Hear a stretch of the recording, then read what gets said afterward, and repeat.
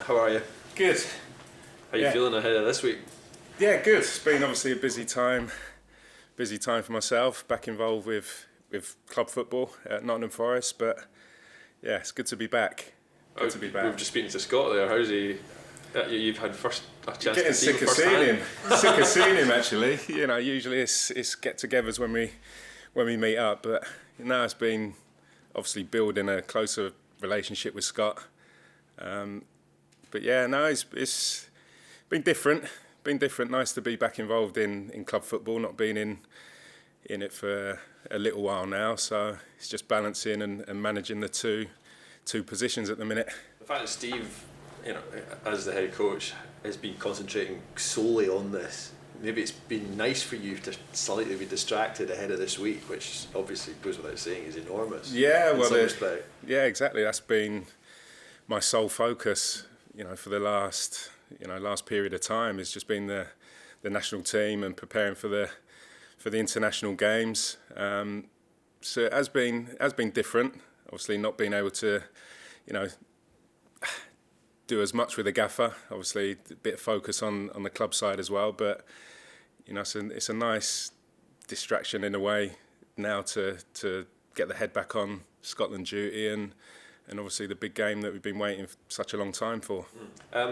If we could start maybe talking about the COVID situation. Obviously, there's mixed reports coming out of Serbia and Italy as well in particular. How does it affect your preparation 3 or 4 days out when you don't really know what kind of team you're going to be facing on Thursday night? It's not going to affect too much. Obviously, they've got a style of play and the formation and the way they play. So we're going to prepare for their strongest team. Whatever happens in the time frame between now and the game is another matter. There's obviously issues that are ongoing, but we're just going to prepare for the strongest team. We've seen in the last couple of camps we've had, particularly the Czech game when there was a lot of issues going on, that things can change pretty quickly. Both camps. Who knows in that period of time what might change. So we're prepared for the strongest team, and obviously the situation will be monitored, but until we get the team sheets, any information closer to the time, we'll prepare for a full strength Serbian team. By the same token, are you as a camp doing anything differently or more focused in order to try and avoid the issues that you encountered last month?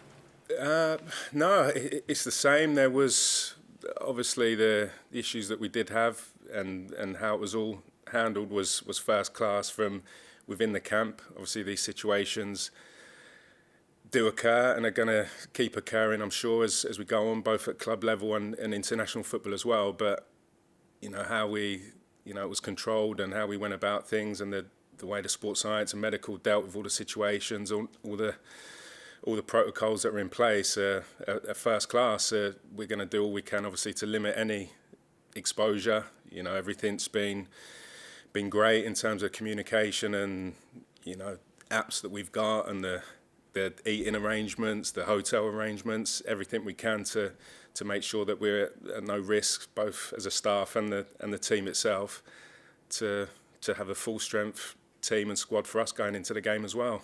I appreciate not all the players are here yet, but in terms of injuries and whatnot, is it fair to say Ryan Fraser will be out, and are there any other issues? Ryan and Grant Hanley at the moment are struggling, so it's disappointing. Obviously, Grant's missed a little bit of football, and unfortunately he's not going to be with us, and Ryan as well, who performed really well in the last camp. So that's that is a blow, but we've got strength in depth. We've obviously got bigger numbers than usual in the squad, and we feel that we've got a squad capable of competing well and at our strongest in the Serbian game, going into the two Nations League games after. And what's been obviously pleasing in the last couple of camps is, despite the issues and the injuries and the COVID situation, the lads that stepped up were first class, and that's going to be the same going into all of these games as well. If there was to be an issue, we've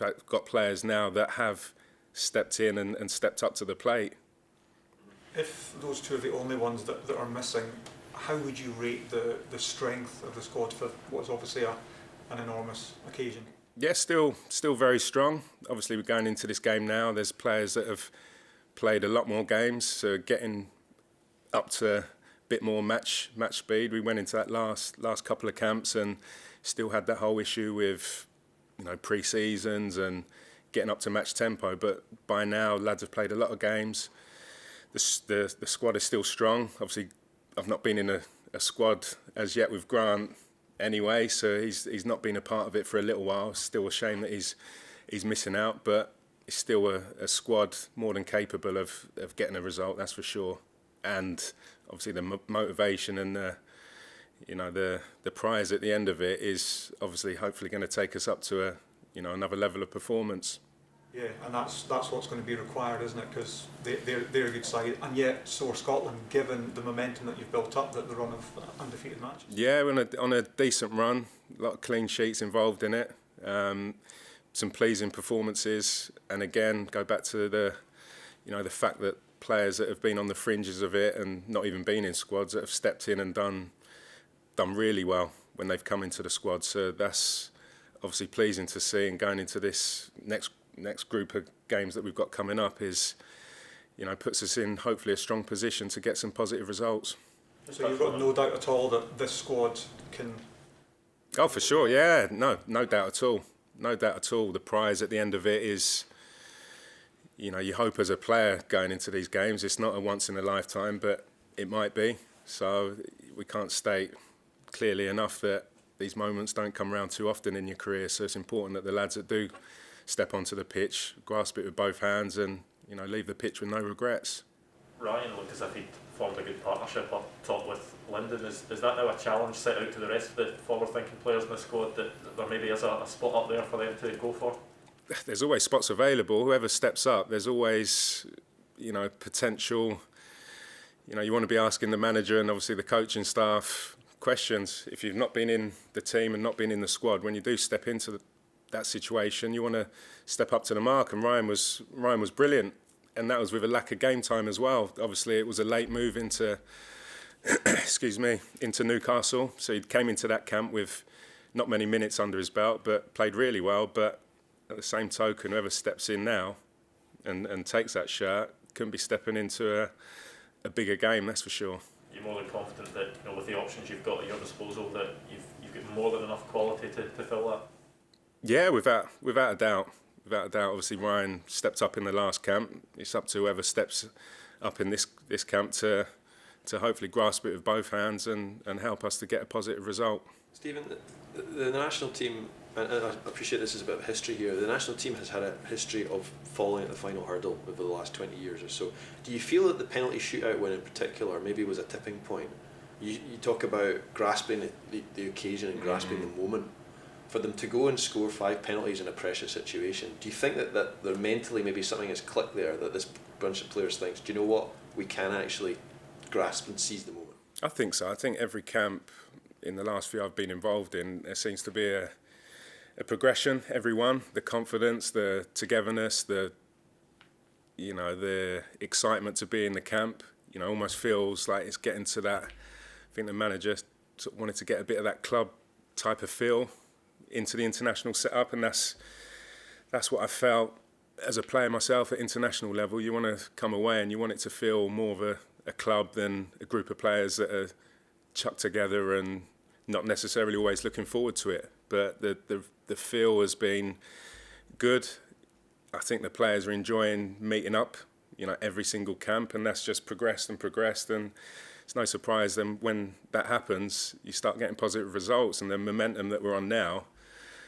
But it was a big moment. That penalty shootout was a big moment, but I was actually surprised how calm I felt personally when it was going on. There was a calmness in going round and seeing who's going to be the takers. Obviously, we'd done our work on the training ground as well, in the build up to that, and prepared for all situations. And I don't know how the players, but I felt pretty calm and controlled, and obviously the lads were as well, because they took five great penalties. Do you think it's a change in mentality, not just within the squad, but externally as well? There does seem to be a better feeling about what Scotland can do after those 3 results. I think so, and I think I think at the start it took a little while to get going.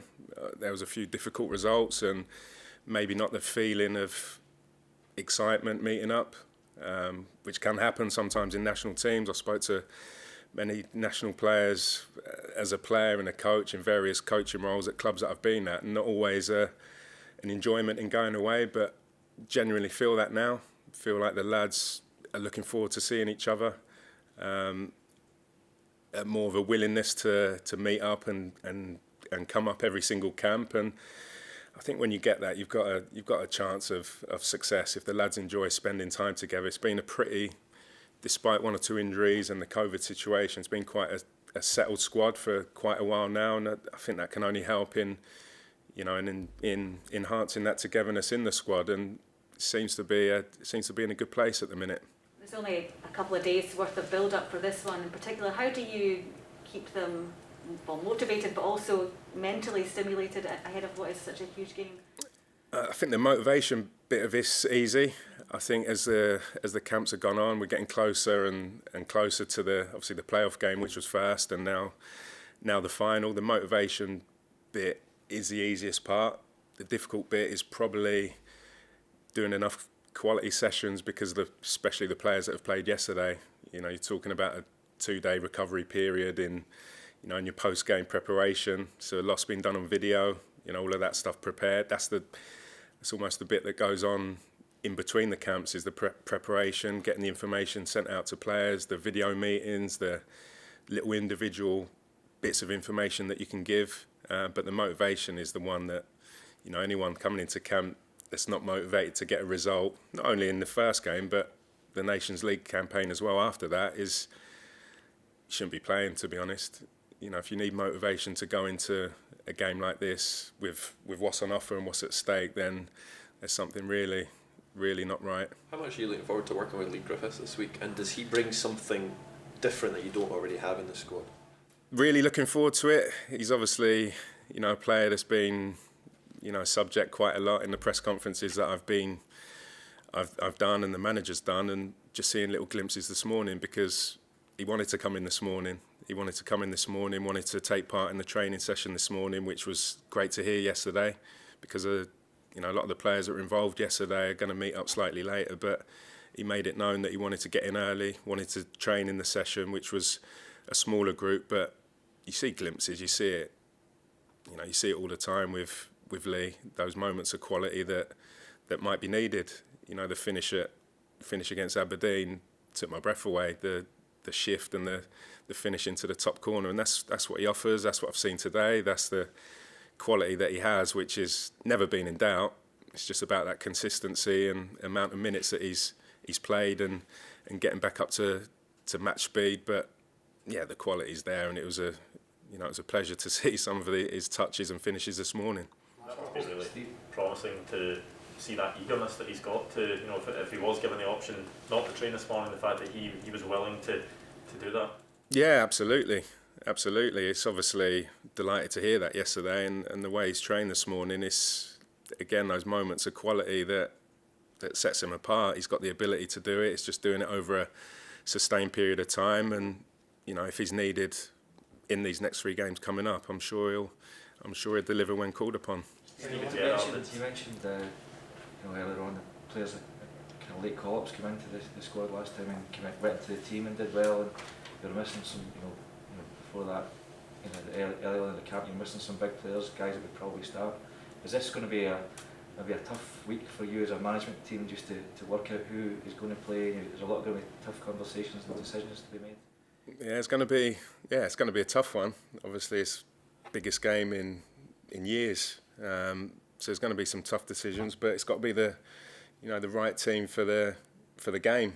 The best team to fit the way we want to play, to fit the opposition we're playing against, to nullify their strengths and hopefully enhance our own. So yeah, it's got to be the right blend, the right team, and ultimately, hopefully, that will be the one that gets the job done.